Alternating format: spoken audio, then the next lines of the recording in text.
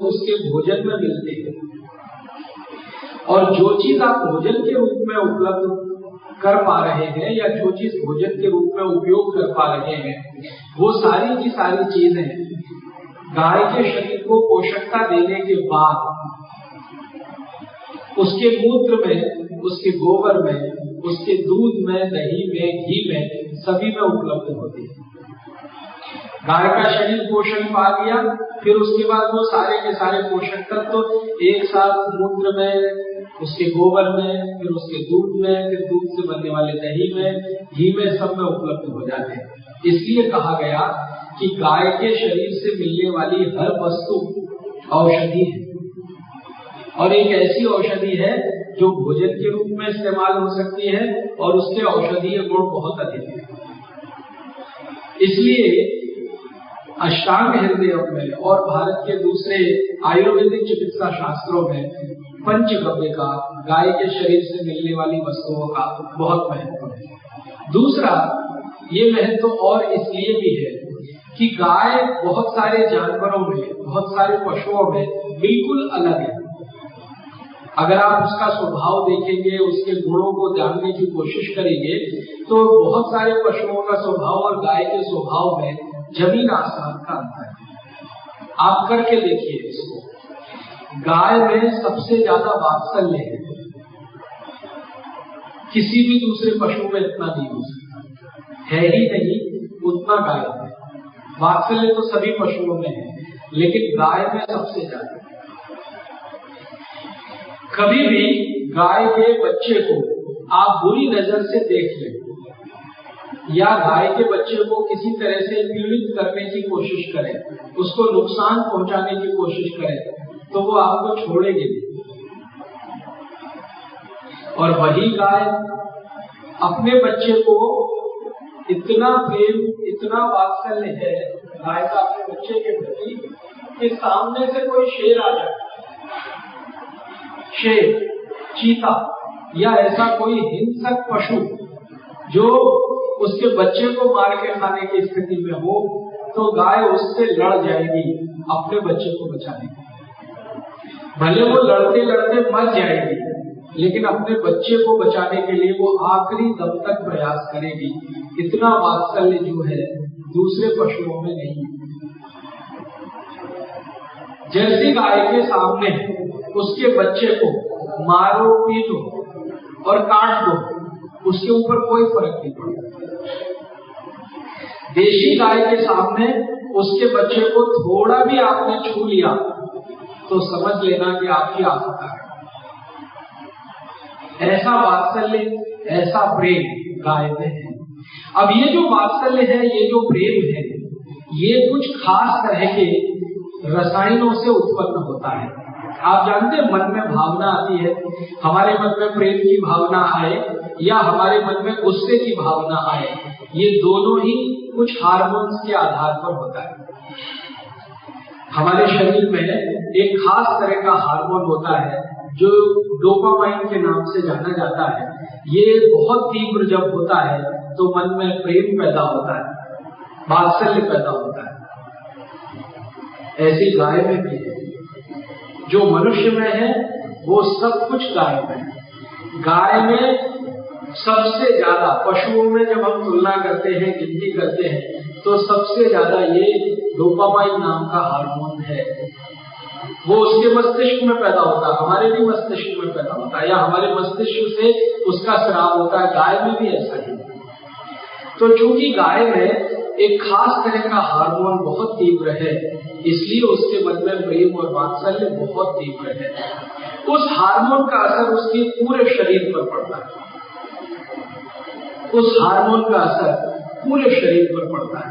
उसके शरीर की अंदर की सारी क्रियाएं, जिनको हम मेटाबॉलिज्म एक्शंस मानते हैं, चयापचय की सारी क्रियाएं उससे प्रभावित होती है। और आप जानते हैं कि शारीरिक क्रियाओं के गुजरने के बाद ही मूत्र बनता है। वैसे तो पानी है, पानी जब आपकी कुछ खास तरह की शारीरिक क्रियाओं से गुजर जाता है तो मूत्र का निर्माण हो जाता है।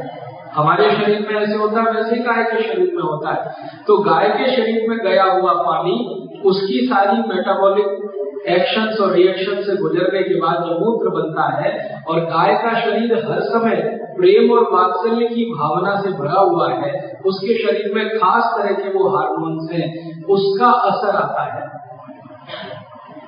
उसके मूत्र पर, उसके गोबर पर आता है, उसके शरीर से मिलने वाले दूध पर आता है। फिर उस दूध से दही बनाते हैं, मक्खन बनाते हैं, घी बनाते हैं, सब में वो असर रहता है। इसलिए कहा गया कि गाय का मूत्र पंचगव्य चिकित्सा में बहुत ऊंचा स्थान रखता है। आयुर्वेद चिकित्सा में भी बहुत सारे ऋषि मुनियों ने गोमूत्र के महत्व को बताया। अष्टांग हृदय में भी ये महत्व है।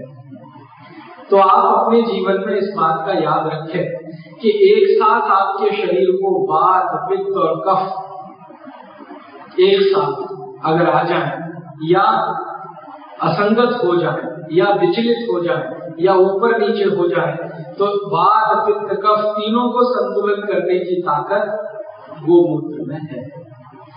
इस बात को आप हमेशा याद रखिए, कभी मत भूलिए। और ये क्षमता और ताकत मैंने आपसे बार बार कहा, दूसरी दवाओं में उतनी नहीं है जितनी गोमूत्र में। इसलिए गोमूत्र चिकित्सा का बड़ा महत्व है, गोबर चिकित्सा का बड़ा महत्व है, गाय के दूध की चिकित्सा का बड़ा महत्व है। गाय के दूध से दही बनता है, उस दही की चिकित्सा का बड़ा महत्व है। गाय के दही में से मक्खन निकलता है, मक्खन से घी बनता है, गाय के घी की चिकित्सा का भी बहुत महत्व है। आप इसको आज के बाद याद रखें।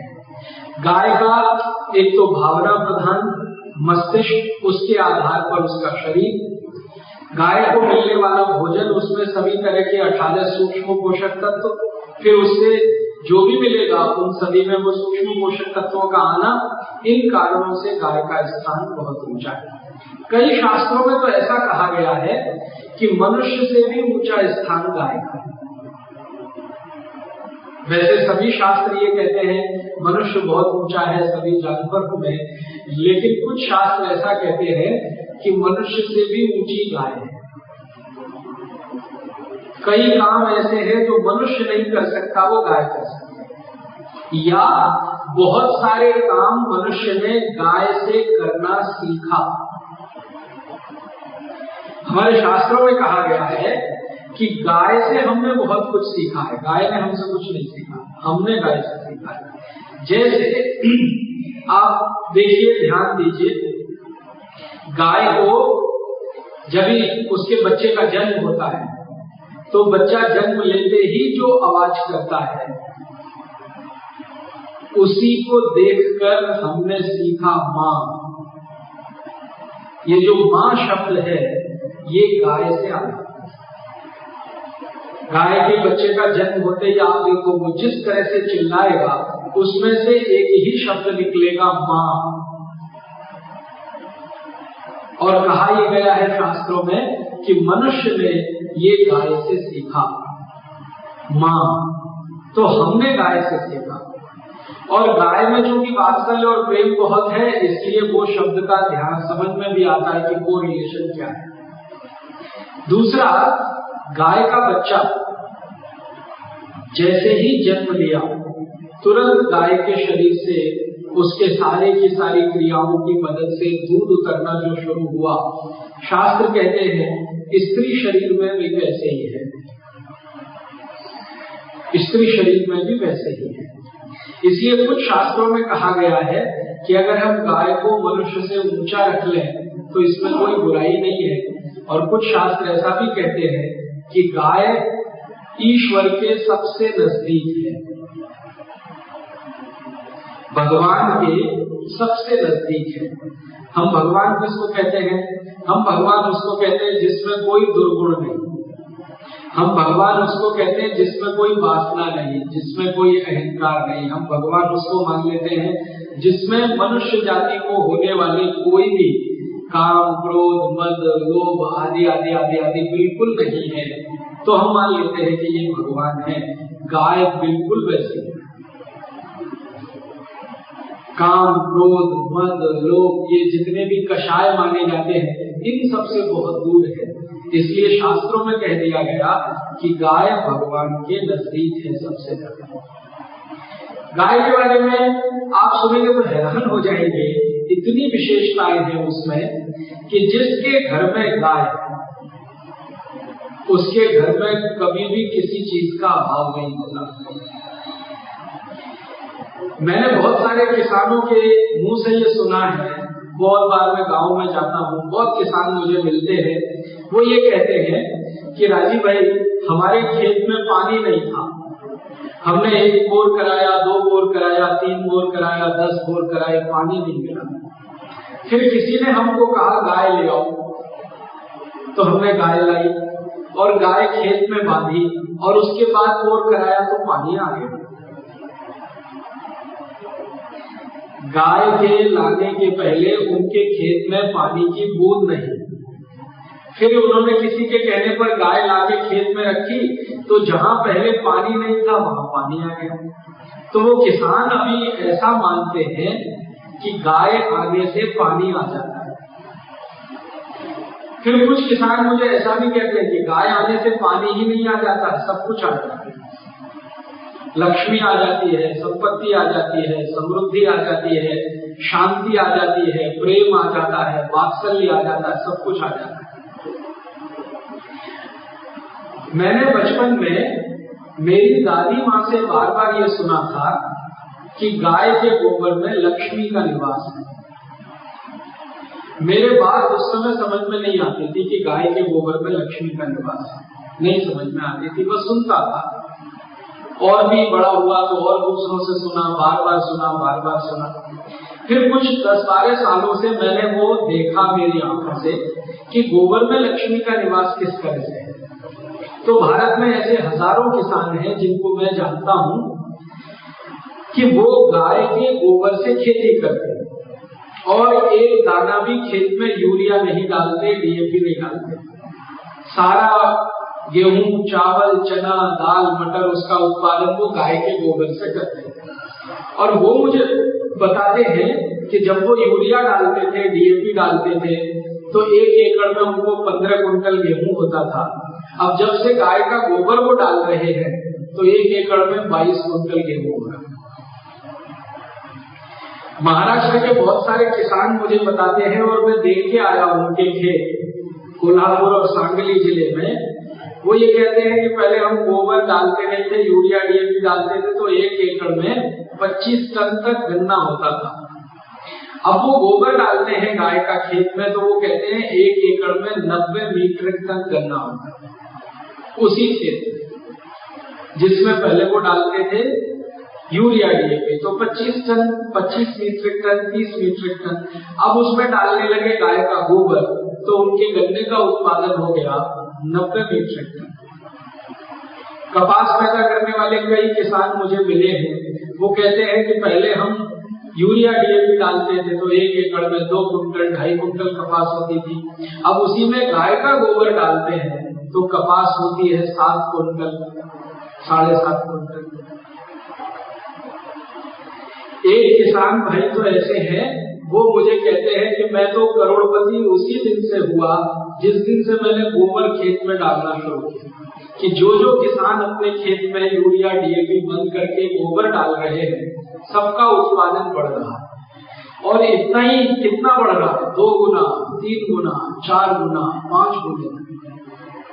20-25 मीट्रिक टन वाला उत्पादन 90 मीट्रिक टन हो गया। 12-15 कुंटल वाला उत्पादन 25 कुंटल तक पहुंच गया।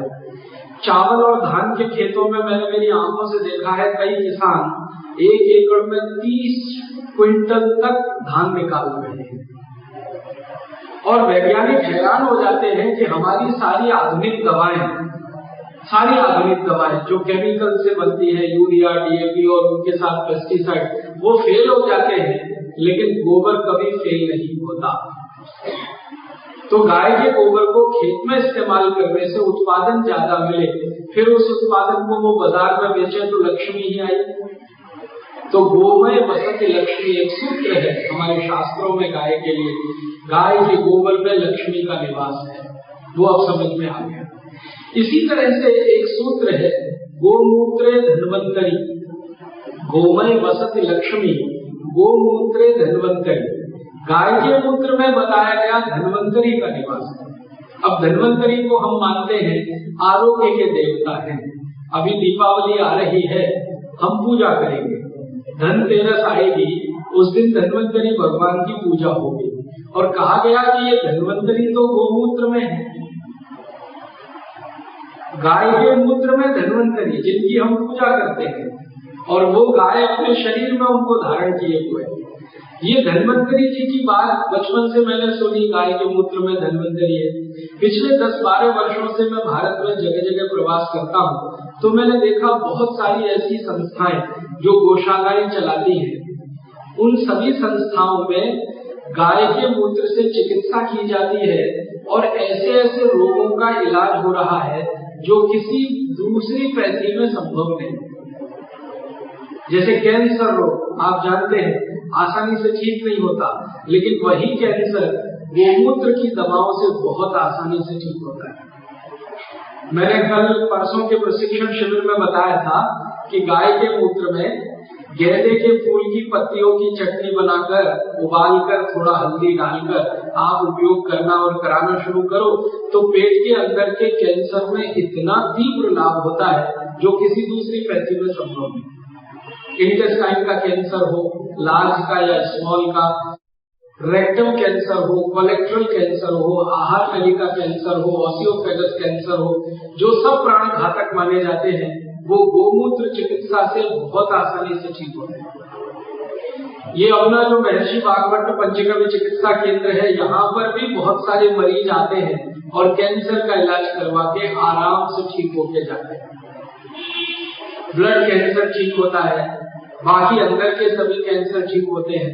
अब कैंसर जैसी बीमारी जो दूसरी चिकित्साओं में आसानी से ठीक नहीं होती, एलोपैथी के डॉक्टर कहते हैं कि ये लाइलाज है, वो आराम से गोमूत्र से ठीक होती है। तो गोमूत्र चिकित्सा कैंसर के लिए बहुत उपयोगी है। इसी तरह से मैंने खुद उपयोग करके देखा, मेरे बहुत सारे सहयोगी हैं, वो भी उपयोग करके देखा। दमा, asthma, bronchial asthma, tuberculosis, bronchitis, अद्भुत परिणाम आते हैं गोमूत्र चिकित्सा के इन बीमारियों में जो असाध्य मानी जाती है। दमा आप जानते हैं असाध्य बीमारी है, सभी एलोपैथी डॉक्टर कहते हैं दम निकलने के बाद ही दमा जाता है, दमा, लेकिन गोमूत्र से बहुत आसानी से 2-3 महीने में ठीक हो जाता है। इसी तरह से हेपेटाइटिस फैमिली की बीमारियां, hepatitis B, hepatitis C, hepatitis D, E, F, ये सब बीमारियां जिसको जॉन्डिस के नाम से हम जानते हैं, पीलिया के नाम से जानते हैं, आसानी से एलोपैथी में ठीक नहीं होती है। हेपेटाइटिस ए तो ठीक हो जाता है, बी, सी, डी, ई, एफ तो बहुत ही तकलीफ करता है, वायरस पड़ा ही रहता है जिंदगी भर, वो बीमारी गोमूत्र से ठीक होती है। तो हमने ये देखा पिछले 10-12 वर्षों में और ये पाया कि गाय के मूत्र से बहुत सारी असाध्य बीमारियां, जिनकी संख्या 1 नहीं 48 असाध्य बीमारियां मानी जाती है मनुष्य शरीर की, वो सब आसानी से ठीक होती है। तो समझ में आ गया गोमूत्रे धन्वंतरी, गोमय वसत लक्ष्मी, गोमूत्रे धन्वंतरी, गाय के मूत्र में धन्वंतरी का निवास। एक तो वात, पित्त, कफ तीनों का नाश करे एक साथ। ऐसी दवा पृथ्वी और ब्रह्मांड में उपलब्ध नहीं है जो एक साथ वात, पित्त, कफ तीनों का नाश करे। और ऊपर से गाय की भावना, प्रेम और वात्सल्य की, क्योंकि माँ की जो भावना है वो गाय की है। माँ जो है किसी भी परिस्थिति में अपने बच्चों का अहित नहीं होने देती, किसी भी परिस्थिति, कोई भी परिस्थिति आ जाए, माँ बहुत बीमार हो, माँ बहुत लाचार हो, चलने में फिरने में बिल्कुल अपंग हो, फिर भी उसके दिल में अपने बच्चों के प्रति हमेशा सद्भाव, सद्भावना, उपकार, परमार्थ यही है। ये सब गाय में। गाय कितनी भी बीमार, कितनी भी लाचार हो, लेकिन अपने बच्चों के प्रति तो उसके मन में कभी भी दुर्भावना नहीं है। आजकल हम लोगों के मन में एक बड़ी गलतफहमी घुसी है। बहुत सारे लोग गाय का मूत्र पीना चाहते हैं, पीते भी हैं चिकित्सा के रूप में, लेकिन अक्सर मुझे एक सवाल करते रहते हैं, राजीव भाई क्या बताएं, वो गाय तो कचरे में मुंह मारती रहती है, अब उसका मूत्र पिएंगे तो क्या होने वाला है। मन में कहीं कोने में रहता है कि ये मूत्र पीना ना पड़े, तो उसके लिए बहाने ढूंढना शुरू करते हैं। उनमें से एक बहाना है, वो तो कचरे में मुंह मारती रहती है, कूड़ा खाती रहती है, तो क्या करें, उसके मूत्र को पिए कि नहीं पिए। मैं आपसे बार बार कहना चाहता हूँ कि माँ कितनी भी लाचार मजबूर हो, किसी भी परिस्थिति में अपने बच्चे का तो बुरा नहीं करेगी। मतलब गाय कितना भी कचरा खाए, कूड़ा खाए, आप चिंता मत करो, आपको तो नहीं मारेगी। अगर आप उसका मूत्र पी रहे, कचरा खाने वाली भी गाय का मूत्र पी रहे, तो आप बिल्कुल चिंता मत करो, आपको नहीं मारेगी, क्योंकि ये परीक्षण हमने करके देखा। एक बार मेरे जैसे कुछ लोगों के दिमाग में ये बात आ गई कि करके देखो भाई। हमने क्या किया था, बहुत सारी गाय जो सड़क में घूमती है, किसी की तो है पाली हुई, लेकिन वो उसको छोड़ देते हैं दूध निकालने के बाद, तो सड़क में घूमती है, कुछ कचरा खा लिया उसने, कचरा खा लिया तो हमने उनका मूत्र लिया, जो कचरा खाने वाली गाय का मूत्र लिया, उसको परीक्षण के लिए दिया, करके देखो भाई। तो पता हर बार ये चला कि उसके मूत्र में कहीं भी कोई तकलीफ नहीं है। इसका मतलब बहुत साफ। एक बार तो एक गाय के साथ ऐसा भी परीक्षण किया कि उसके भोजन में थोड़ा विष दिया, थोड़ा संखिया एक विष होता है, अंग्रेजी में हम लोग उसे आर्सेनिक कहते हैं, वो थोड़ा थोड़ा दिया, थोड़ा थोड़ा दिया, और हर दिन विष देने के बाद उसके मूत्र को निकाल के परीक्षण किया, थोड़ा भी विष मूत्र में नहीं था। थोड़े दिन बाद क्या हुआ, उस गाय की मृत्यु हो गई। मृत्यु होने के बाद उसके शरीर को जब ध्यान से देखा गया और डिसेक्शन किया गया, तो सारा विष उसके गले में इकट्ठा था, नीचे नहीं गया। तो बचपन की एक बात याद आ गई, आपने भी सुना होगा, गाय के गले में शंकर जी का निवास है और शंकर जी विष को धारण करते हैं, गरल पी लेते हैं। हो सकता है शंकर जी ने पी लिया, नीचे नहीं गए।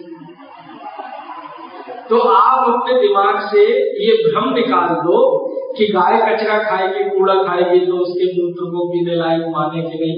शास्त्र में कहा गया है कि उत्तम मूत्र तो वही है जो गाय जंगल में चरने जाए और घास आदि चारा खाए, वो तो उत्तम है ही। लेकिन आप इसको दिमाग से निकाल दो कि अगर वो कचरा भी खाएगी तो भी आपको तो जहर नहीं देगी, वो खुद जहर ले लेगी, आपको तो नहीं। और हम कुछ व्यवस्था ऐसी बनाए कि गाय कचरा खाए क्यों? ये तो हमारा निकम्मापन है, हमारी नाकामयाबी है कि गाय कचरा खाए। हमारा निकम्मापन और नाकामयाबी क्या है, हम ध्यान ही नहीं देते। पहले जितना ध्यान दिया जाता था गाय पर, अब उतना नहीं। और हम ऐसे भी काम करते हैं अपने हाथों से कि गाय के लिए कुछ खाने पीने का दे तो पॉलीथिन में डाल के छोड़ देते हैं। अब गाय के शरीर में एक ही कमी है, बाकी कोई कमी नहीं। गाय का मुंह भगवान ने ऐसा बनाया है कि उसमें कोई भी चीज अंदर तो जा सकती है, बाहर नहीं आ सकती। जैसे आप कुछ भोजन को अंदर डालो और आप में कैपेसिटी है कि आप उसे बाहर भी निकाल सकते हो। कैसे? उल्टी करके। गाय उल्टी नहीं कर सकती, बस इतनी ही एक कमी है। गाय के मुंह में कोई चीज चली गई तो उसको बाहर नहीं निकाल सकते। मुंह की डिजाइन ऐसी है, मुंह का उसका बनाने का भगवान ने ऐसा कुछ डिजाइन कर दिया है। आप में तो ऐसी विशेषता है कि कोई चीज खाई और आपको लगा कि खराब है, तुरंत आप थूक देंगे,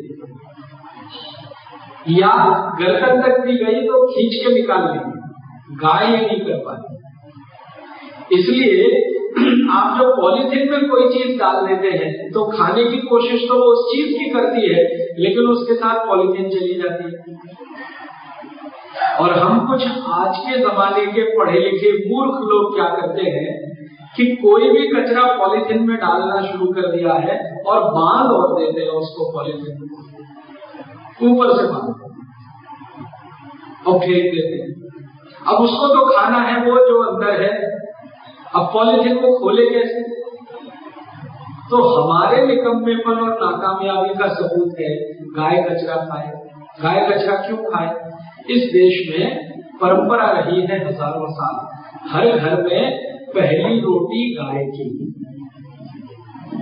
हर घर में पहली रोटी गाय की। अब जिस देश में हजारों साल से ये परंपरा रही हो हर घर में पहली रोटी गाय की, तो इस देश में 21 करोड़ घर है, तो 21 करोड़ रोटी रोज हो गई कि नहीं होगी? और अगर 21 करोड़ रोटी रोज निकल रही है घरों से, तो गाय तो भूखी रह नहीं सकती। लेकिन अब ये रोटी निकलना बंद हो गई घरों से। हमारे घरों में अब ऐसे बहुत सारे घर हैं जहाँ पहली रोटी गाय की अब नहीं निकलती। मुझे बचपन का याद है, पहली रोटी गाय की, आखिरी रोटी कुत्ते की। माने ये गाय है, ये कुत्ता है, ये है, ये सब हमारे परिवार के ही सदस्य माने जाते हैं। भले वो स्वतंत्र घूमते रहते हैं, लेकिन उनकी जिम्मेदारी हमारे ऊपर है। तो हमारे यहाँ परंपराएं बनी है इसी हिसाब से कि पहली रोटी गाय की, आखिरी रोटी कुत्ते की। अब आखिरी रोटी भी कुत्ते की नहीं निकलती है। समस्या पता है क्या आ गई? रोटी बनती ही नहीं है। अब तो डबल रोटी आती है, पाव रोटी आती है। कई घरों में तो होटल से आने लगी है। अब होटल से आने लगी है, डबल रोटी आने लगी, पाव रोटी आने लगी, तो रोटी बने नहीं तो निकले कहाँ से? ज्यादा पढ़े लिखे लोगों के घरों में ये ज्यादा है। रोटी बनाने का क्या चक्कर, बनी बनाई ले आओ ना। सब्जी दाल बनाने का क्या चक्कर, बना बनाया ले आओ ना। और घर वाले तो ऐसे परेशान हो जाते हैं, वो कहते क्या रोज रोज एक ही तरह का खाना, एक दिन होटल में जाके खाओ ना। तो जब हम होटल में जाके खाने लगे तो गाय की रोटी कौन निकाले? जब हम होटलों में जाने लगे तो कुत्ते की रोटी कौन निकाले? तो गाय और कुत्ते की रोटियां निकलना कम हो गई, और ये निकलना कम हो गई तो फिर गाय भूखी रहने लगी, तो उसको जो मिले वो खाने लगी। तो हमारी गाय कचरा खा रही है, इसमें गाय का दोष नहीं है, दोष तो हमारा है। हम अपने को सुधारे तो गाय को कचरा खाने के लिए जरूरत ही नहीं पड़ेगी। एक तो क्या हुआ कि गांव में जहां गाय पाली जाती है वहां पहले गोचर भूमि हुआ करती थी। आप जानते हैं सभी गांव में गाय के लिए एक स्थान निश्चित, उसको कहा जाता है गोचर भूमि। ऐसा एक भी गांव नहीं इस देश में जहां गोचर भूमि ना हो। अब पिछले 50-60 साल में क्या हुआ कि ये जितनी गोचर भूमि थी ये गांव के नेता सब बेच बाच के खाते, गाय की जमीन बेच के खाते। जमीन की कीमतें जब से बढ़ी इस देश में, गाय के लिए सुरक्षित स्थान गोचर भूमि सरपंचों ने, पंचों ने, ग्राम पंचायत के सदस्यों ने मिल बांट के खा ली, या उस पर अपनी बिल्डिंगें बना ली, भवन बना लिए, घर बना लिए, जो कर लिया। अब गाय तो बेचारी कहने किसको जाए कि मेरी जमीन थी, इस पे घर क्यों बनाया तुमने, मेरी जमीन दूसरे को बेची क्यों? वो तो प्रेम भरी माँ है, माँ कभी शिकायत नहीं करती अपने बच्चों को, तो वो शिकायत करे किससे या करे क्यों? हम नालायक और निकम्मे उसके बच्चे कि उसकी जमीन ही खा गए बेच। तो गाँव में गोचर भूमि खत्म हो गई, तो गाय खाए कहाँ, जाए कहाँ, चले कहाँ? और शहरों में माताओं बहनों ने रोटियां निकालना बंद कर दिया, तो उसकी वो भी व्यवस्था कम हो गई। और तीसरी समस्या ये आई कि आज के हम लोगों ने जो पैसे के स्वार्थ में इतने अंधे हैं, उन्होंने गाय का सारा वजन उसके दूध से नापना शुरू कर दिया। जो दूध दे तो ठीक, नहीं दे तो जयराम जी। जैसे उसने दूध देना बंद किया, हमने बाहर छोड़ दिया, तिलक लगाया, छोड़ दिया। अब वो कहीं भी मारी मारी फिरे, कहीं भी भटकते फिरे। तो ये जो परिवर्तन आए हम में, आधुनिकता के नाम पर, शिक्षा के नाम पर, हम में ऐसे खराब परिवर्तन आए हैं जिस पर हम घंटों चर्चा करें तो पूरी नहीं हो। हमने ऐसी अंग्रेजी शिक्षा सीखी है जिसमें गाय तो रखो मत, घर में कुत्ता रखो। कुत्ते के बारे में शास्त्रों में कहा गया है कि इसको कभी भी बांध के नहीं रखना चाहिए, इसको खुला छोड़ना चाहिए। और गाय के बारे में शास्त्रों में कहा गया है, इसको साज संभाल करके रखना चाहिए, देखभाल के साथ रखना चाहिए। कुत्ता स्वतंत्र रहना चाहिए, गाय हमारी आंखों के सामने साज संभाल से रहना चाहिए। हमने ऐसी अंग्रेजी शिक्षा सीखी कि गाय तो छोड़ दी, कसाई ले जाए काटने को या कोई ले जाए, कुत्ता पकड़ के घर में बांध के पट्टे से रखा और बड़े शान से बताते देखो मेरा कुत्ता,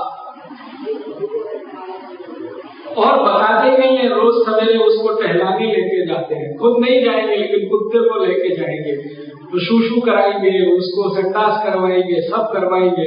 और गाय की बात करो तो नाक चढ़ेंगे, क्या बात कर रहे हैं, गाय घर में नहीं। कुत्ते और गाय की कोई तुलना नहीं। फिर हमने ऐसी आधुनिक शिक्षा सीखी इस देश में, ये शिक्षा ने सत्यानाश किया, अंग्रेजी शिक्षा ने तो सवा सत्यानाश किया। कॉन्वेंट में, अंग्रेजी स्कूलों में पढ़ने वाले बच्चों को गाय का गोबर,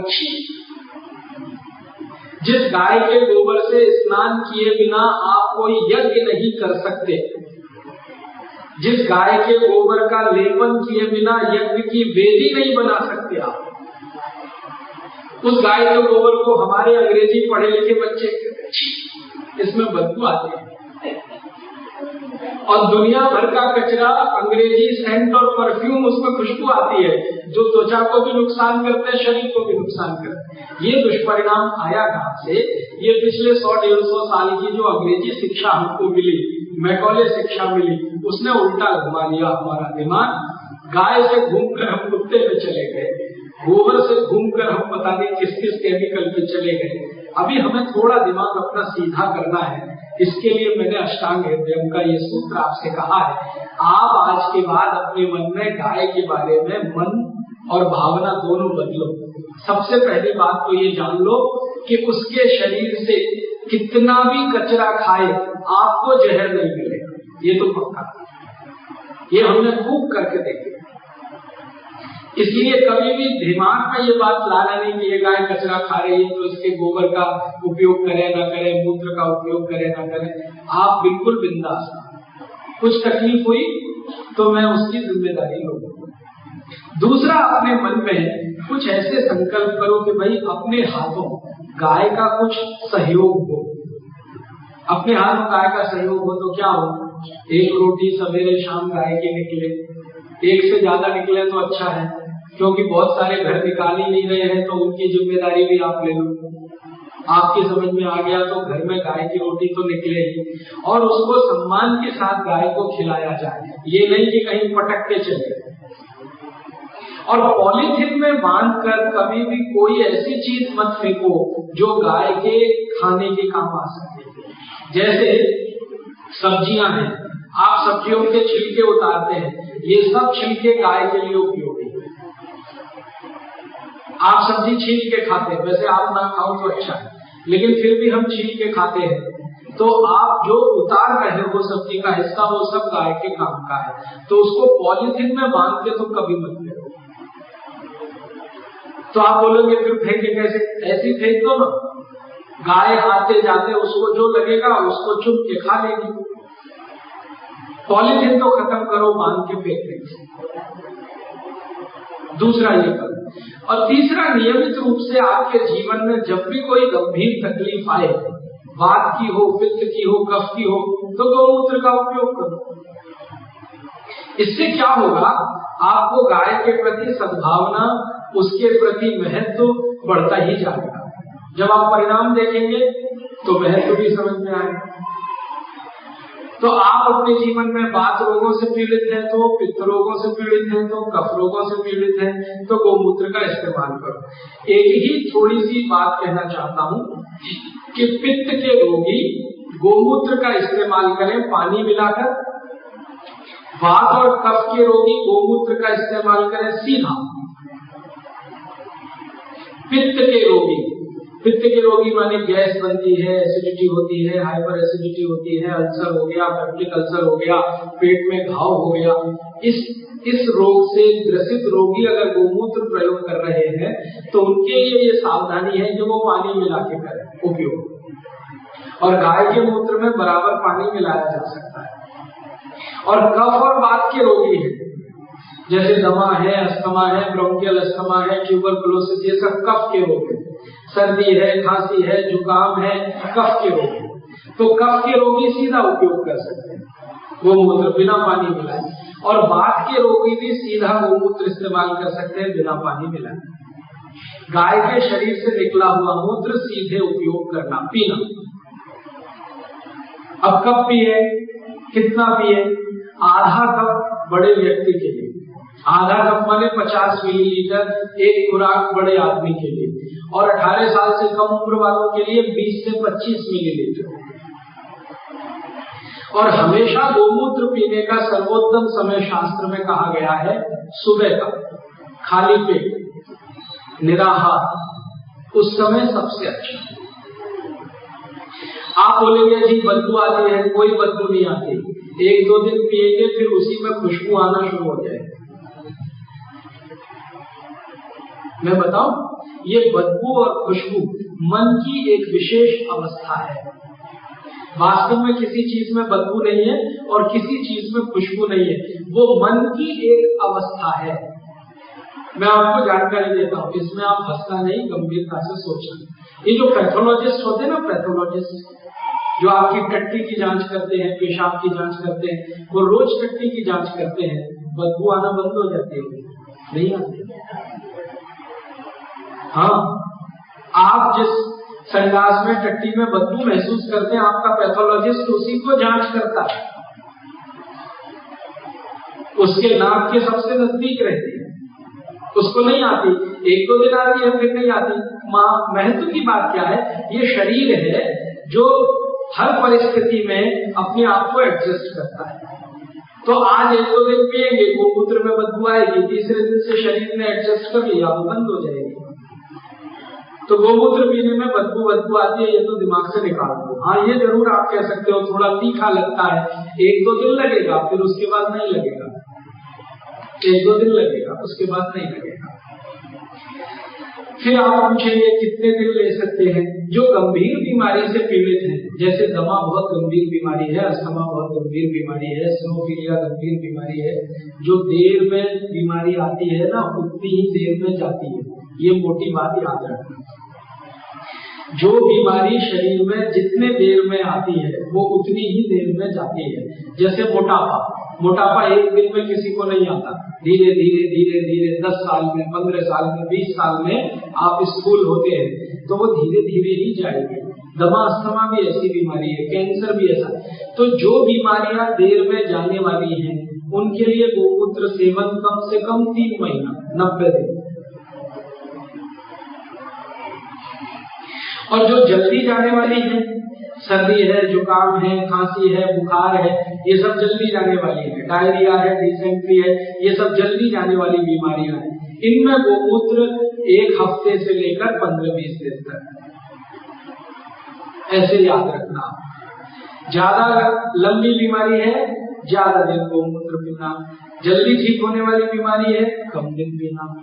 सबसे आसानी से जो बीमारी जाती है गोमूत्र से, 2-3 दिन में ही मिटती है, वो सर्दी, खांसी, जुकाम, डायरिया, डिसेंट्री, कॉन्स्टिपेशन, 3 दिन में ही मिटाने की ताकत है गोमूत्र।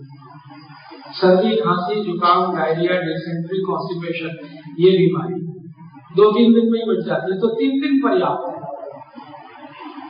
तो 3 दिन से लेकर 3 महीने तक गोमूत्र का सेवन होता है। और 3 महीने लेने के बाद आप बोले कि बीमारी पूरी मिटी नहीं, तो आप ऐसा करना, 1 महीने के लिए या 20 दिन के लिए गोमूत्र छोड़ दें। गोमूत्र हो या गोमूत्र की दवा हो, 3 महीने लगातार लेना, 90 दिन। फिर भी पूरी तरह से बीमारी ठीक नहीं हुई तो बंद कर देना। 15-20 दिन बंद रखना, 25 दिन बंद रखना, 1 महीने बंद रखना, फिर शुरू कर देना। और एक बार बंद करके फिर 15-20 दिन, 25 दिन, 3 महीने फिर ले सकते हैं। गोमूत्र के बारे में ये ध्यान रखना, 3 महीने लेकर थोड़े दिन छोड़ना, फिर और 3 महीने लेना, फिर थोड़े दिन छोड़ना। क्यों छोड़ना? इसलिए है कि शरीर को इसकी आदत नहीं लगनी चाहिए। गोमूत्र कुछ इस तरह की आदत लगा देता है जैसे चाय। चाय पीना शुरू किया, अब आदत लग गई, अब नहीं पिएंगे तो मजा नहीं आएगा। वैसे ही गौमूत्र में होता है, लगातार पिया, अब लग गई आदत, अब नहीं पिएंगे तो मजा नहीं आएगा। ये नहीं होना चाहिए। इसके लिए बीच बीच में छोड़कर उसका उपयोग करना है। तो छोड़ दिया 15-20 दिन, महीने भर के लिए, फिर दोबारा कर लिया, फिर छोड़ दिया, फिर। अब गोमूत्र का उपयोग और गोबर का उपयोग दोनों ही तरह से होता है, आंतरिक और बाहरी। बाहरी उपयोग क्या है? खाज हो गई, खुजली हो गई, दाग हो गया, शरीर में दाग धब्बे हैं, काले पीले सब तरह के, इस पर गोमूत्र और गोबर लगाना। कैसे लगाना? गोबर में गोमूत्र मिलाना और लगाना, लगा के थोड़ी देर 10-15 मिनट सूरज की धूप में रखना, फिर उसके बाद धो देना। बाहरी उपयोग सब तरह के खाज, खुजली, दाग सब मिटा देना है। और आंतरिक उपयोग है वो पीना है। गोबर का रस भी पिया जाता है, गोमूत्र भी पिया जाता है। लेकिन आप सभी बीमारियों में खाली गोमूत्र पीते रहे, एक या दो बीमारी है जिसमें गोबर का रस पीने की जरूरत पड़ती है, बिना उसके वो ठीक नहीं होती। वो बीमारियां अक्सर गर्भवती माताओं में होती है। माँ अगर गर्भावस्था में है तब उसको गोमूत्र के साथ गोबर भी पीना पड़ सकता है। वो कौन सी स्थिति में? अगर कोई माँ गर्भावस्था में है और डॉक्टर ये कह रहा है कि डिलीवरी के लिए सिजेरियन करना पड़ेगा, बिना ऑपरेशन डिलीवरी नहीं होगी, तो उस माँ को अगर डिलीवरी बिना ऑपरेशन ही करानी है, मान लीजिए घर वालों ने तय किया हम तो नहीं चाहते कि ऑपरेशन हो, क्योंकि ऑपरेशन होने के बाद बहुत तकलीफ है। जिस माँ को बच्चे ऑपरेशन से बाहर आते हैं उस माँ को जिंदगी भर दर्द रहता है, पीठ का, कमर का, ये जांघों का दर्द, पैरों का दर्द, ये रहता ही है, कम ज्यादा हो सकता है, ठीक नहीं हो पाता। क्यों? क्योंकि सिजेरियन जो है वो अप्राकृतिक क्रिया है, अननेचुरल। भगवान ने नहीं बनाया, ये आदमी ने बनाया। भगवान की क्रिया ये नहीं है, इसलिए ये अप्राकृतिक है। हर अप्राकृतिक क्रिया जिंदगी भर के लिए तकलीफ है। और जो माँ को सीजरियन हुआ, फिर बाद में डॉक्टर बोलेगा इनका गर्भाशय काट के निकालो, इनका ये करो, इनका ये, जिंदगी भर का लफड़ा चलता ही रहता।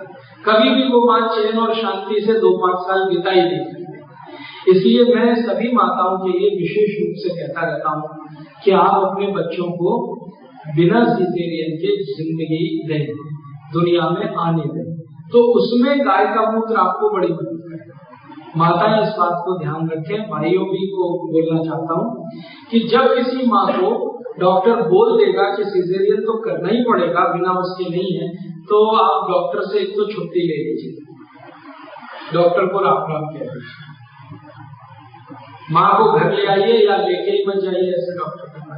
इतना करिए कि अगर समय पूरा हो गया, समय तो आप जानते हैं 9 महीने 9 दिन, बच्चे के गर्भ का समय है 9 महीने 9 दिन, उसके बाद तो उसे बाहर की दुनिया में आना ही है। मान लीजिए 9 महीने पूरे हो गए, या 9 महीने 1 दिन हो गया, या 2 दिन हो गया, तो आप क्या करें, गाय का थोड़ा गोबर और गाय का थोड़ा मूत्र ये मिलाएं आपस में। कितना गोबर कितना मूत्र? 50-50 ग्राम ले सकते हैं। मिला लें, कपड़े में छान लें, छान कर माँ को पिला लें।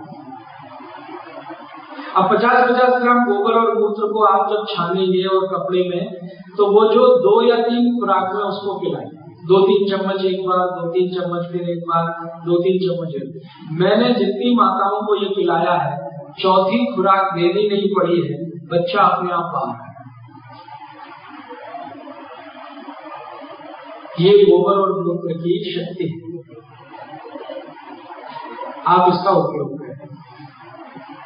इसमें एक ही सावधानी है कि अगर बच्चा 8 महीने में बाहर आ रहा है, 7 महीने में बाहर आ रहा है, तो ये उतना उपयोगी नहीं है। समय जब पूरा हुआ और उसके बाद आ रहा है, उसी के लिए ये उपयोगी है। 7-8 महीने में बच्चों को कई बार बाहर निकालना पड़ता है, कोई गंभीर परिस्थिति पैदा हो जाए, जैसे गर्भाशय में पानी सूख गया, तो बच्चे को हो सकता है 7वें महीने में निकालना पड़े, 8वें, तो उसमें ये उतना काम नहीं आएगा। लेकिन सामान्य रूप से जो 9 महीने में बच्चे आ रहे हैं, उन सब के लिए ये बहुत उपयोगी है।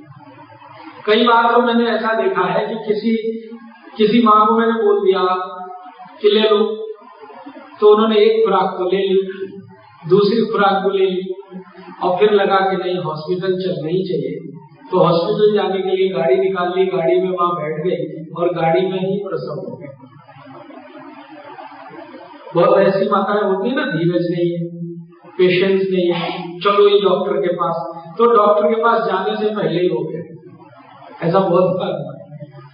तो इसमें बस इतना ही करना है कि देने के बाद 24 घंटे इंतजार कर लीजिए, उसके बाद आपको परिणाम तो आना ही है।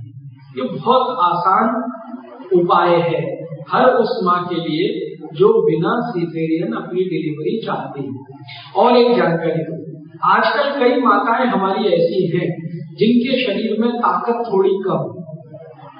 भगवान ने माँ का शरीर पुरुष से ज्यादा मजबूत बनाया, क्योंकि माँ बनती है इसलिए उसको अतिरिक्त शक्ति की जरूरत होती है। पुरुष को इतनी ताकत नहीं दी है भगवान ने, स्त्री को ज्यादा दी, क्योंकि स्त्री ही है जो माँ बनती है, 9 महीने अपने पेट में किसी दूसरे जीव को पालती है, उसको अतिरिक्त शक्ति की जरूरत है। स्त्री में शक्ति तो बहुत है लेकिन वो विनम्र बहुत है। तो विनम्र होने के कारण वो जल्दी रो सकती है, उसको आंसू निकल सकते हैं, क्योंकि उसके शरीर में कुछ ऐसे हार्मोन्स हैं वो पुरुष के शरीर में कम है। तो लोग क्या कहते हैं, ये रोती है इसलिए कमजोर है। रोना कमजोरी का लक्षण नहीं है। चिकित्सा विज्ञान में रोना कमजोरी का लक्षण नहीं है, बिल्कुल नहीं। तो आज से आप ये कहना बंद कर दो, क्या लड़की की तरह से रोता है, ये कमजोरी का लक्षण नहीं है। ये भगवान ने कुछ ऐसी व्यवस्था बनाई है स्त्री के शरीर में, वो पुरुष को नहीं है। वो रोने से अपने स्ट्रेस को कम करती है। आप कभी भी करके देखेंगे, आप जैसे ही रो लोगे आंसू निकल जाएंगे, आपका स्ट्रेस खत्म हो जाएगा, टेंशन खत्म हो जाएगा, प्रेशर आपका कम हो जाएगा। ये पुरुषों में नहीं हो पाता, इसलिए जिंदगी में सबसे ज्यादा हार्ट अटैक पुरुषों को ही आते हैं, क्योंकि वो रो नहीं पाते। अगर भगवान ऐसी कोई व्यवस्था कर देता कि पुरुषों को भी रोने वाला हार्मोन दे देता, तो हार्ट अटैक से इतने पुरुष नहीं मरते जितने मरते हैं। स्त्रियों को सबसे कम हार्ट अटैक आते हैं, इस सच्चाई के बावजूद कि उनके ऊपर कई तरह का तनाव होता है। मैं मानता हूं, और आप करके देख लीजिए, दुनिया का सबसे मुश्किल काम है अगर कोई, तो बच्चे को बड़ा करना। ये पूरी दुनिया में सबसे मुश्किल काम, बच्चे को बड़ा करना। कोई आप फैक्ट्री चला सकते हैं, कार बनाने की, स्कूटर बनाने की, मोटरसाइकिल बनाने की और एरोप्लेन बनाने की भी फैक्ट्री चला सकते हैं, वो भी आसान काम है। उससे ज्यादा मुश्किल काम है बच्चे को बड़ा करना। माँ के ऊपर इसका सबसे ज्यादा तनाव रहता है। इसके बावजूद माताओं को हार्ट अटैक सबसे कम आता है दुनिया में, इसके बावजूद, जबकि तनाव जीवन भर। बच्चा थोड़ा बीमार पड़ा, बच्चे से ज्यादा माँ को तनाव, टेंशन, दिल में दुखाव है, दर्द है। बच्चे की बीमारी माँ को ज्यादा है, पिता को तो इतनी नहीं है। बिना पिता के बच्चा बड़ा हो सकता है, बिना माँ के मुश्किल हो जाता है बड़ा होना। तो बच्चे को बड़ा करने का सबसे ज्यादा तनाव, दबाव किसी माँ के ऊपर होता है। इसी तनाव और दबाव को हर समय रिलीज करने के लिए भगवान ने ये व्यवस्था दी माँ को कि वो रोए, आंसू निकाले। जैसे आंसू निकलेंगे तुरंत हल्की हो जाएगी वो, और अगले तनाव को झेलने के लिए तैयार हो जाएगी। पुरुष में ये नहीं है, इसलिए पुरुष में एज बहुत है। रोना क्यों, कमजोरी क्यों दिखाना? ये कमजोरी दिखाने की बात नहीं है, ये अपने शरीर को सुरक्षित रखने की बात है। आप चूंकि रो नहीं पाते हैं इसलिए हॉस्पिटल जाते हैं, लाखों रुपए का बिल बनाते हैं, हार्ट अटैक लाते हैं, कार्डियक अरेस्ट लाते हैं, ये लाते हैं, वो लाते हैं, और अंत में कई बार पता जब केस लिमिट के बाहर चला जाए, डॉक्टर को भी हैंडल करना बड़ा मुश्किल हो जाए, तो डॉक्टर दवाएं देकर पुरुषों को रुलाते। ये जो साइकियाट्रिस्ट है ना, ये क्या है, ये आपकी क्लास लेते हैं और क्लास लेके रोने की स्थिति तक ले जाते हैं। अमेरिका, यूरोप में तो रुलाने वाले डॉक्टरों की फीस एक घंटे की $1000 से कम नहीं होती। $1000 घंटे भर वो आपको देगा, $1000 ले लेगा, आपको एक ही काम करेगा, रुलाएगा। स्त्रियों को ये फोकट नहीं है। 2-3 मिनट में कभी भी आंसू निकल जाएंगे, बात खत्म हो गई, बात गई और वो गई तो रास्ता खुल गया। तो आज से ये कहना बंद कर दीजिए लड़कियों की तरह से क्या होता है। रोना प्रकृति में भगवान ने दी है एक ऐसी व्यवस्था जो मन के तनाव को हटाने के लिए। तो ये तनाव कम करना, दबाव कम करना किसी भी माँ को सबसे ज्यादा अच्छा आता है। इसलिए माँ बच्चे को पालने की जिम्मेदारी ले लेती है और उसको पाल के दिखा देती है, बड़ा करके दिखा देती है। ये बच्चे को बड़ा करने का तनाव, बच्चे को बीमारियों से बचाने का तनाव, उससे अलग रखने का जो दबाव है माताओं को, इसके लिए मैं जरूर एक जानकारी देना चाहता हूँ सभी माताओं को। ये आप सबको बताएं कि ज्यादा से ज्यादा गाय के दूध से निकाले हुए घी का इस्तेमाल करें, सब माता, तो आपको बहुत आसानी होगी। गाय के घी का इस्तेमाल करें दाल में, गाय के घी का इस्तेमाल करें दूध में, और गाय के घी का इस्तेमाल करें नाक, सभी माता। तो उनका ये जो टेंशन है, स्ट्रेस है, ये जो दबाव है, इसको दूर करने में बहुत बड़ी मदद है घी की। और अब मैं असली बात पर जहां आ रहा हूं वो ये कि किसी भी माँ को अगर ऐसा मन में आ गया है कि मुझे तो सिजेरियन होने ही नहीं देना है, नॉर्मल डिलीवरी से ही मेरे बेटे या बेटी का जन्म होने देना है, तो उसको आप बोलिए कि नियमित रूप से गाय का घी दूध में मिला के पीती रहे। गाय का घी दूध में मिला के पीती, दूध भी गाय का होगा तो बहुत अच्छा है, घी तो है। 1 गिलास गाय का घी, 1 गिलास गाय का दूध, 1 चम्मच उसमें गाय का घी हर माह गर्भावस्था के समय में पिए, रोज रात को सोने के पहले। गाय के दूध में गाय का घी मिला के हर माँ को जो गर्भवती है, गर्भावस्था में है, रात को पीने को दीजिए। बस इतना अगर आपने कर दिया तो समय पर बिना सिजेरियन ऑपरेशन के ही डिलीवरी होती है, बच्चे का जन्म बिना सिजेरियन ही होगा, घी और दूध। और अगर कुछ कॉम्प्लिकेशन है उस माँ के शरीर में, कॉम्प्लिकेशन 2-3 है आजकल माताओं के शरीर में। एक तो अंडरवेट, वजन कम है, ये बहुत बड़ा कॉम्प्लिकेशन। माँ का वजन कम है, जरूरत से ज्यादा कम है, तो ये बहुत तकलीफ की स्थिति है। तो उस माँ को बोलिए कि गाय के दूध का बनाया हुआ दही, उसमें रोज सवेरे चूना मिला के खाए। गाय के दूध का बनाया हुआ गाय के दूध का बनाया हुआ दही, उसमें चूना मिला के खाए। अब चूना कौन सा जो पान में खाते हैं, मात्रा कितनी, जीरे के दाने के बराबर, जीरे के दाने के बराबर। तो जीरे के दाने के बराबर चूना और दही कम से कम 100 ग्राम रहे, वो घोलकर रोज सुबह पी ले, जो भी माँ गर्भावस्था में है, और उसके साथ 2-3 केले खा ले तो सोने में सुहागा। ये उन माताओं के लिए है जिनका वजन कम है। सवेरे खाली पेट तो एक तो चूना दही खाए, गाय के दूध का दही और उसमें चूना मिला के, और रात को घी और दूध पिए। बस इतना ही करना है।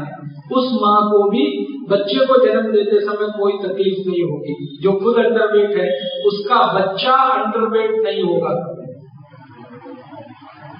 उसका बच्चा सामान्य वजन का होगा, या हो सकता है थोड़ा ज्यादा ही वजन आएगा, कम तो नहीं है। और अगर बहुत ज्यादा अंडरवेट कोई माँ है, एकदम पतला शरीर लकड़ी जैसा, तो उसको ये भी बोलना पड़ेगा कि बीच बीच में थोड़ा गोमूत्र पीती रहे, दही और चूना खाए नियमित रूप से, रात को दूध और घी पिए नियमित रूप से, और बीच बीच में हफ्ते में 1 दिन या हफ्ते में 2 दिन थोड़ा गोमूत्र भी पीते हुए। तो बच्चा 100% उसका ओवरवेट होगा, उससे ज्यादा स्वस्थ होगा, जितनी माँ है उससे ज्यादा स्वस्थ होगा। और मैंने देखा है ऐसे 100 से ज्यादा बच्चे हैं जिनकी माताओं पर यह परीक्षण किया है मैंने, और वो सब माताओं के बच्चे मेरी आंखों के सामने बड़े हो रहे हैं। किसी को सर्दी नहीं होती, किसी को जुकाम नहीं आता, कोई बच्चा जल्दी बीमार नहीं पड़ता, किसी को दस्त नहीं लगे, सबके दांत निकले हैं बिना डायरिया और डिसेंट्री। अक्सर ऐसा होता है बच्चों के दांत निकलते समय उनको दस्त हो ही जाते हैं, लेकिन जिन बच्चों की माताओं ने गर्भावस्था के समय में गोमूत्र पिया, गाय का दूध और घी लिया और चूना और दही लिया, उन बच्चों के दांत निकलते समय पता ही नहीं चला, ना बच्चों को ना माताओं को।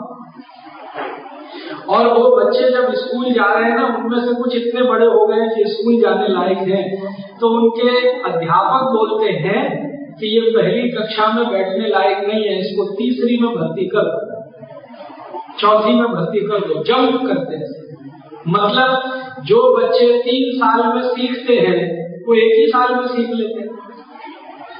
माने मस्तिष्क की तीव्रता इतनी है, IQ उनकी इतनी अच्छी है कि वो बहुत जल्दी सब चीजें सीख लेते हैं और इतने चुस्ती फुर्ती वाले होते हैं, कभी आलसी नहीं रहते। कारण क्या है? गाय का दूध पिया, घी लिया, उनकी माँ ने दूध का दही बना के लिया, मूत्र भी लिया, तो वो वैसे ही होते हैं जैसे गाय का बछड़ा या गाय की बछड़ी। आप देखो गाय के बछड़े को जन्म लेते ही कूदना शुरू कर देता है। पहले तो जन्म लेगा, अपने आप खड़ा हो जाए, खड़ा नहीं करना पड़ता, अपने से खड़ा हो जाए, और थोड़ी देर के बाद जंपिंग शुरू कर देगा, और 1-2 दिन में तो रनिंग चालू हो जाती है उसकी। पकड़ के देख लो आप उसे। और दूसरे बाजू में जर्सी गाय के बच्चे को देख लो। जर्सी गाय का बच्चा पैदा होगा, जमीन पे गिरेगा, अपने आप कभी नहीं उठता, उठाना पड़ता है, और जंपिंग तो कभी नहीं मारता, रनिंग तो होती नहीं उसकी, क्योंकि जैसी अम्मा है वैसा वो है। जर्सी गाय दौड़ नहीं सकती। जर्सी गाय के बारे में आप जान लो, पहाड़ पे नहीं चढ़ सकती, दौड़ नहीं सकती, धीरे धीरे धीरे धीरे आलसी होके ही चलती है, बैठती, ज्यादा देर खड़ी भी नहीं रहती, दम से बैठ जाती। एक बार बैठ जाए तो उठाना भी बड़ा मुश्किल होता है उसका। अमेरिका यूरोप की जर्सी गाय देखेंगे तो रो देंगे आप, वो तो एक ही जगह खड़ी रहती है, एक कदम चलना उसके लिए मुश्किल, एक कदम नहीं चलती। और वैसी भैंस है, भैंस का बच्चा भी पैदा होता है तो गिरता है, खड़ा नहीं हो सकता, दौड़ना कूदना तो संभव नहीं है, तो क्यों अपने बच्चों को भैंस का दूध पिला रहे हैं? मत पिलाइए, दूध गाय का पिलाइए, आप भी गाय का पीजिए। गर्भवती माताओं के लिए तो विशेष व्यवस्था करिए। फिर वही प्रश्न आएगा, जी गाय मिलती नहीं है, दूध मिलता नहीं है। यहाँ चेन्नई में गौशाला है, मैं देख के आया, यही चेन्नई में गौशाला है, और गौशाला चलाने वाले लोग कहते हैं कि जो भी आते हैं हम उनको गाय का दूध देते हैं, तो आप भी जाएंगे, आपको भी मिलेगा। और गौशाला वाले ये कहते हैं कि अगर ज्यादा लोग दूध मांगेंगे हम ज्यादा गाय पालेंगे, वो तैयार है, उनको कोई तकलीफ नहीं। वो कहते हैं अभी हमारी 1 है, फिर हम 2 कर देंगे, 3 कर देंगे, 4 कर देंगे। तो ये मन से निकाल लीजिए गाय मिलती नहीं है, दूध कहाँ मिलेगा, घी काम सब हो जाएगा। मन में तय करने की बात है, संकल्प आने की बात है, संकल्प आ जाएगा तो सब होगा। आप ही कोई ना कोई व्यवस्था करेंगे, कुछ ना कुछ रास्ता निकालेंगे। तो मेरा सब माताओं को, भाइयों को, बहनों को आज यही निवेदन है कि गाय के दूध का, गाय के मूत्र का, गाय के घी का, गाय के दही का, दही में से निकले हुए मक्खन का, जिसको सब मिला के पंचगव्य कहा जाता है, इसका ज्यादा से ज्यादा उपयोग अपने जीवन में करें, बहुत अच्छा है। गाय का मूत्र तो वात पित्त कफ तीनों का नाश करता है। गाय का गोबर भी वात पित्त कफ तीनों का नाश करता है। गाय का घी सबसे ज्यादा कफ नाशक है और पित्त वर्धक है। गाय का घी कफ नाशक है, पित्त वर्धक है। माने पित्त जो है कम हो गया हो, कई बार पित्त कम हो जाता है, तो उसको बढ़ाने की ताकत सबसे ज्यादा गाय के घी में है। और कफ के हर बीमारी को ठीक करने की ताकत गाय के घी में है। इसी तरह से गाय का दूध है, गाय का दूध जो है वो भी पित्त वर्धक है, कफ नाशक है, वात नाशक है। और दूध में से बनाया हुआ दही उससे और ज्यादा गुणवत्ता वाला होता है, और दही में से निकाला हुआ मक्खन और ज्यादा क्वालिटी का हो जाता है। मक्खन से निकला हुआ घी सबसे बड़ी क्वालिटी।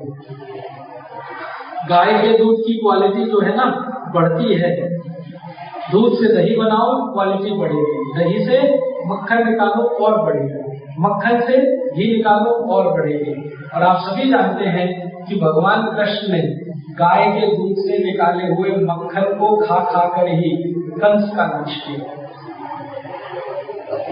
कृष्ण की खुराक जानते हैं क्या थी?